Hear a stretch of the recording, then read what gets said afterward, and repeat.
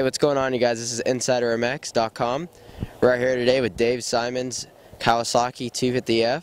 He's got the Simon Smart Body on it, which is a fuel injection slide. It's straight up and down, and it gives you a lot more horsepower. The dyno, we've seen significant gains, along with an FMF pipe on it, and RG3 suspension hooked us up with a full setup, and it looks like we also got some tubeless tires on there. So we're giving a full review.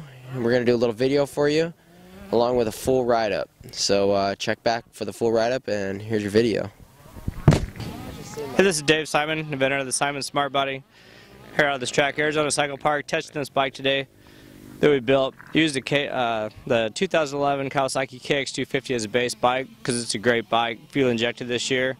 So lots of lights kids are on it. But yeah, the idea for building this bike was really a cost-effective thing for an amateur level racer. Three things that we're focused on: power, you can never have too much of that on a 250. Suspension, the KXs need a little bit of help, especially in the fork department. And then we also focused on the handling with the tubeless tires.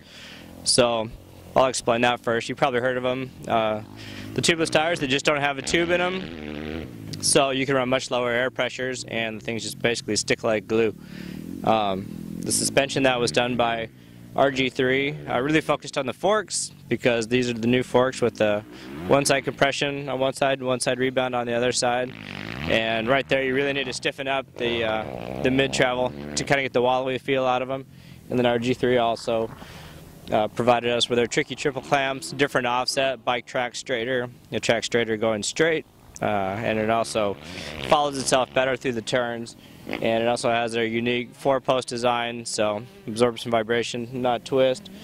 And then the power department, that's kind of where I come into it.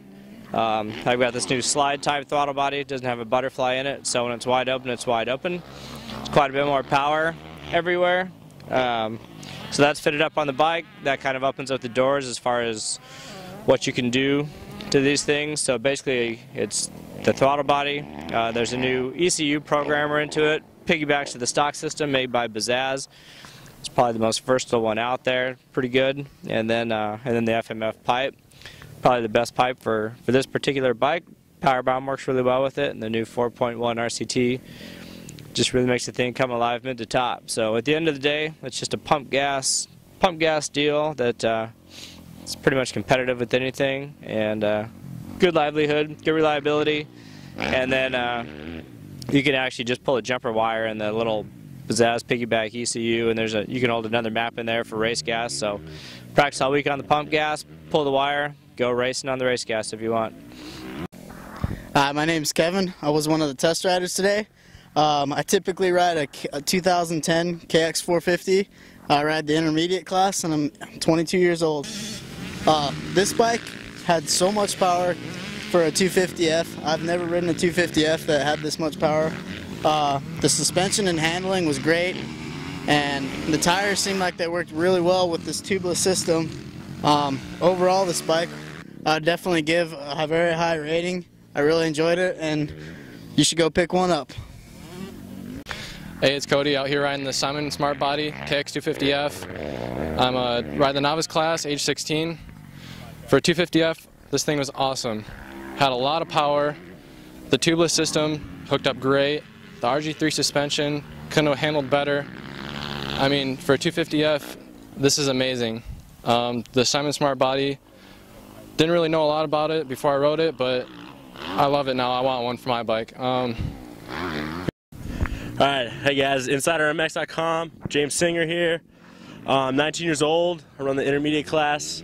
Most of the time I spend my time riding on a 450 and a 250 2-stroke, so it's a little step down for me. But step down on the power, not so much. Like, I was really surprised. Like, most of my experience with 250Fs, I kind of struggle a little bit. I'm a bigger guy, you know. But on this thing, it was great. Like, it had the bottom. It also revved up way farther than I would expect for a 250F up top. It hooked up good. The suspension was a little soft for me, but once we set up the sag, it was a lot better. So it was just a great all-around bike, and just awesome to go with, and just have a fun day at the races. Thanks.